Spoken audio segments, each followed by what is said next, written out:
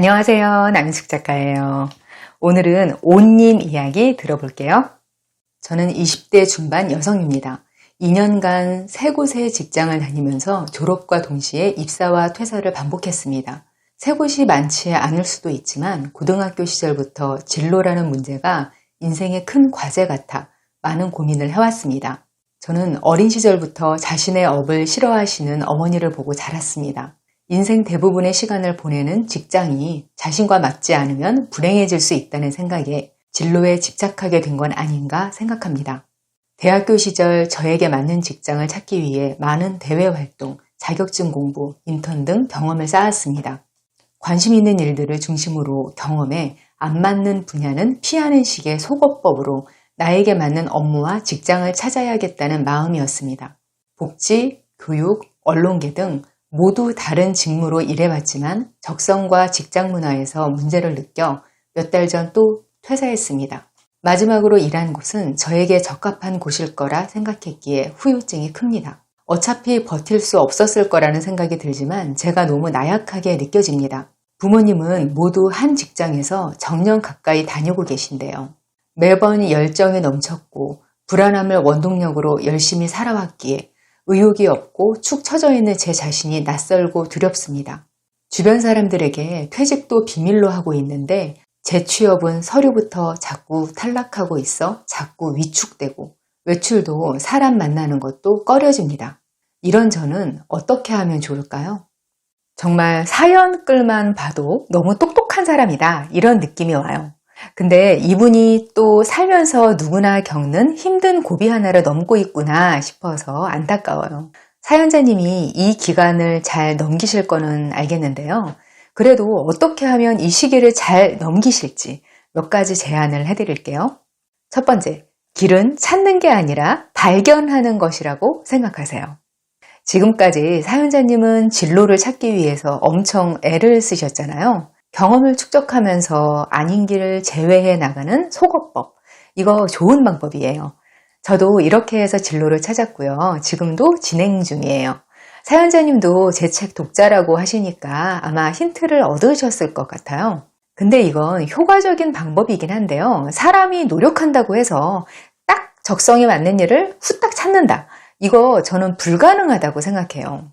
우주에서 화살 하나를 떨어뜨려서 내 관역 가운데 꽂는다. 이거하고 다를 바 없는 거예요. 우리나라 양궁 선수들 신궁이라고 하잖아요.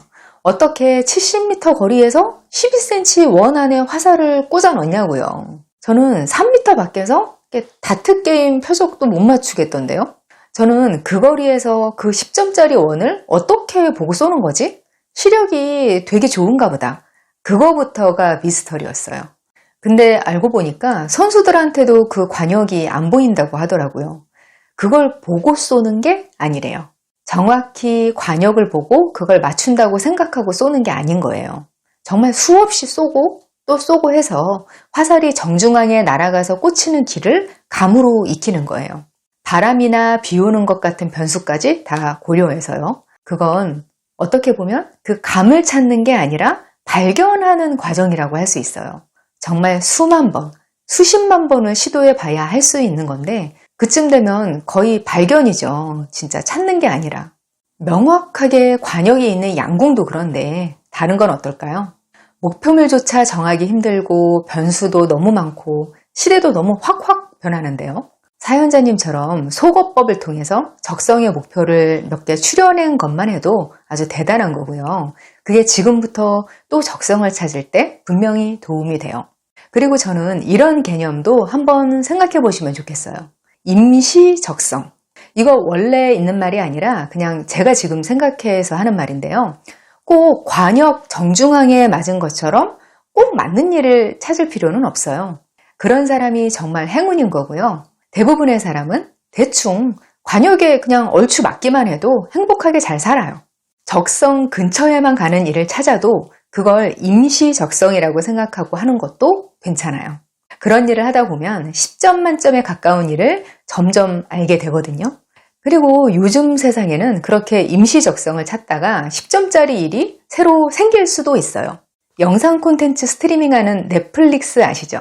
그 넷플릭스가 원래 비디오 테이프 대여점 체인 회사였어요. 우리는 비디오 테이프 대여, 그거 디지털 시대가 되면서 망한 대표적인 업종이라고만 생각하잖아요. 근데 넷플릭스는 미국에서만 장사 좀 하던 회사가 오히려 시대가 바뀌면서 세계에서 제일 유명한 회사가 됐어요.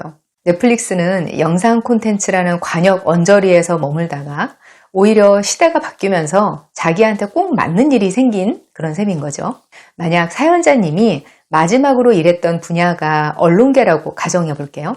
처음에 이런저런 시뮬레이션을 돌려서 적성에 맞는 곳이라고 판단해서 그리로 가신 거잖아요. 근데 막상 가보니까 아니어서 그만뒀어요. 그렇다고 해서 그게 아주 헛고생한 게 아니에요.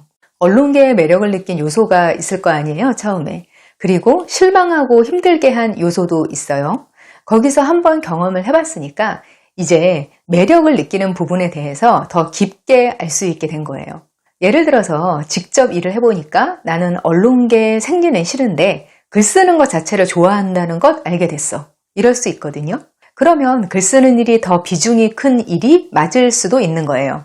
20대 중반이면 어떤 일이든 시작해도 느긋할 수 있는 나이인데 막상 본인은 자기가 나이가 되게 많다고 생각할 나이거든요. 빨리 진로를 정해서 가열차게 노력을 해야 30대에 단단하게 자리 잡고 다음 인생 계획을 세울 수 있고 뭐 이런 식으로 생각해요.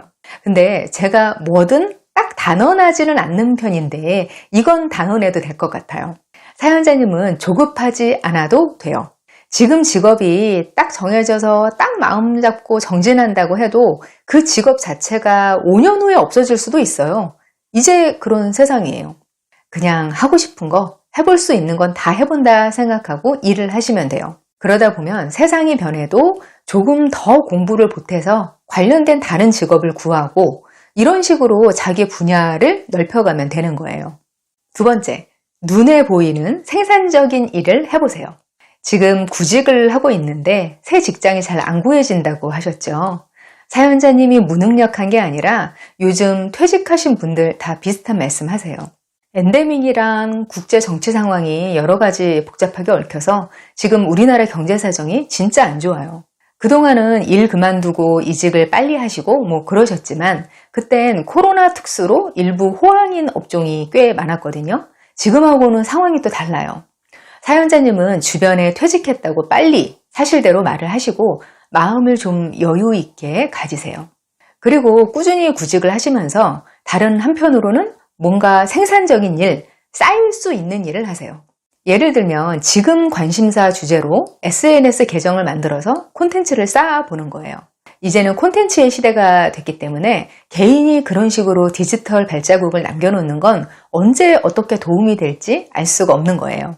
만약 계정 키우는 걸 성공적으로 해냈다면 그게 취업에 직접적으로 도움이 될 수도 있어요. 아니면 갖고 있는 특기로 재능 마켓 같은 데서 뭐 아르바이트해서 돈을 모은다든지 자격증을 딴다든지 언어 공부를 한다든지 운동해서 체력과 근육을 만든다든지 뭐라도 꼬박꼬박 노력이 쌓이는 일을 해보세요. 이건 취업을 하고도 조금만 시간 내면 계속 할 수 있을 것 같은 일이면 더 동기부여가 되죠. 왜 이걸 권하냐면요. 사람이 뭔가를 하고 있다는 기분이 생각보다 중요해요. 그게 자아를 지탱해 주거든요. 그리고 그런 일이 있어야 뭐 오버싱킹, 과잉사고를 안 할 수 있어요. 사람이 행복하게 살고 또 뭔가 성공을 이루려면 생각을 너무 많이 하면 안 돼요. 생각에 사로잡히면 살면서 안 좋은 시기가 있을 때 제대로 버텨낼 수가 없어요. 이렇게 중요한 장점이 있는데 그 일들이 쌓이면 결과물까지 나한테 돌아오잖아요. 그게 또다시 내 자존감을 올려줘요. 사람이 사소한 일이라도 뭔가를 꾸준히 하면 대체로 내 예상보다 큰 결과를 보게 돼요. 아닐 것 같은데 그렇거든요. 그런 경험을 해본 사람하고 안 해본 사람은 완전히 다른 인생을 살거든요. 좀 하다 말면 이런 원리를 몰라요. 이건 저처럼 중년이 돼서도 계속 새롭게 경험하는 일이에요. 사연자님처럼 20대에 이런 경험을 먼저 하면 정말 앞날이 너무 찬란한 거예요. 그러니까 꼭 시도해보세요. 세 번째, 생각나는 일을 그냥 다 해보세요. 사연자님 사연을 쭉 보면 굉장히 신중하고 뭔가 준비를 많이 하는 타입이에요. 이런 성격이 진중해 보이고 신뢰도 가고 하는데요. 자칫하면 참 불행해지기도 쉬운 성격이거든요. 요새 MBTI 성격 유형 검사가 유행이잖아요. 이것도 뭐 문제가 많다고들 하지만요. 저는 사람들이 서로 다름을 인정하고 그대로 이해해 준다는 점에서 이게 참 괜찮은 도구 같아요. 그 성격 유형 중에서 계획적인 성격이냐 아니냐 하는 면에서 P와 J로 나뉘어요. 사연자님은 글만 봐서는 일단 훨씬 계획적이고 판단적인 J 유형일 것 같아요. P는 상대적으로 즉흥적이고 순발력이 좋은 유형이에요. 사실 저도 J 유형이에요. 전에 새로 이사한 친구 집에 갔는데 틈새 서랍장이 3개가 있는 거예요. 놓을 자리는 하나인데 서랍장은 3개였어요.